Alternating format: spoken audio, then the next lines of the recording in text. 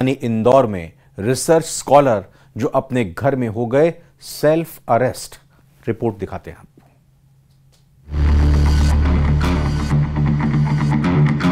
अपने ही घर में वो हुआ किडनैप। ऐसे कॉल आपको बना न दे बंधक। ये गैंग कभी दिखती है, कभी सुनाई देती है इनकी आवाज। एक डर 99,000 पार, दहशत भरे वो 4 घंटे।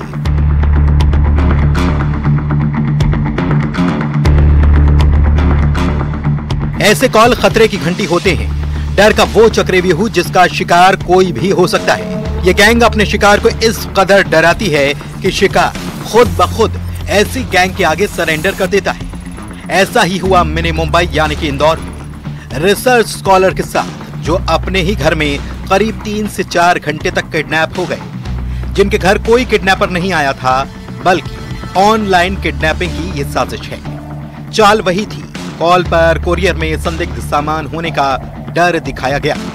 फर्जी पासपोर्ट, ड्रग्स वाली चाल चली गई कि मुंबई एयरपोर्ट पर एक सेडेक्स कुरियर नाम की संस्था है, उसके थ्रू उनका एक कुरियर रिसीव हुआ जिसमें कुछ जाली पासपोर्ट और कुछ प्रोहिबिटेड ड्रग्स हैं।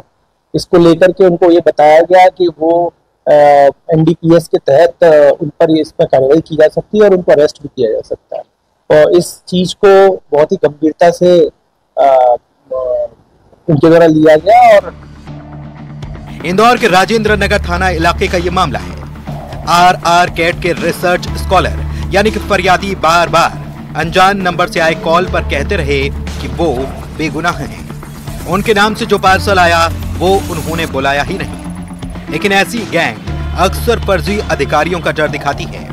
इस केस में यह दहशत भी दिखाई गई कि कई जांच एजेंसियों के रडार पर फरियादी है। सभी जांच एजेंसियां जैसे सीबीआई, ईडी, नारकोटिक्स विभाग के अधिकारी पूछताछ करेंगे। फर्जी नारकोटिक्स विभाग के कोई अधिकारी बनके किसी व्यक्ति से उनकी बात कराई गई, जिसके बाद उस व्यक्ति ने भी उनको धमकाया और अरेस्ट करने की धमकी दिया।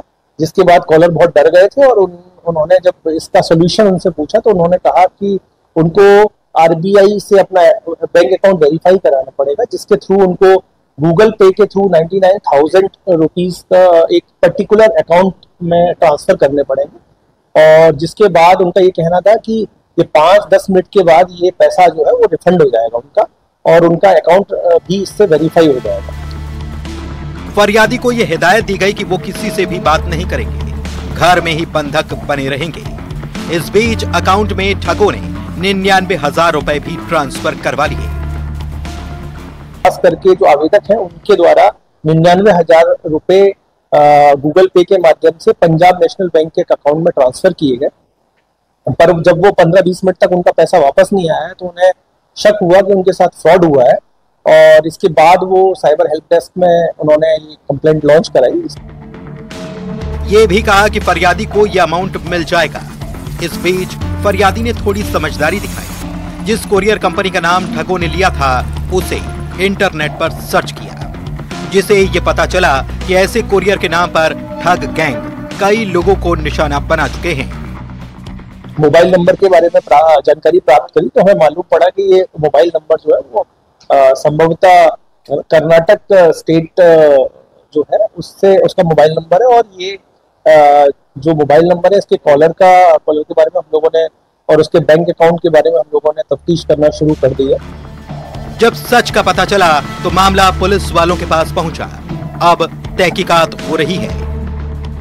जो डिजिटल अरेस्ट है वो काफी ज्यादा संख्या में इंदौर शहर में बढ़ रही है, और इस तरह के जो सेडेक्स कुरियर है ये पूर्व में भी इस तरह के इस नाम से इस तरह के ऑनलाइन फ्रॉड।